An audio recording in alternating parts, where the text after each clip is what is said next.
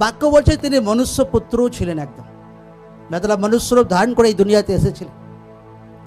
আর সেই প্রভু বলছেন যে আমি জগৎকে জয় করেছি। তোমরা যে জগতের মধ্যে যে বিরোধ দেখছো, জগতের মধ্যে যে পরীক্ষা তোমরা যে দেখছো, জগতের মধ্যে যে চ্যালেঞ্জ তোমরা দেখছো, हर एक चैलेंज का हमें पार করেছি, हर एक विरोध का हमें पार করেছি, हर एक परीक्षा का हमें पार করেছি।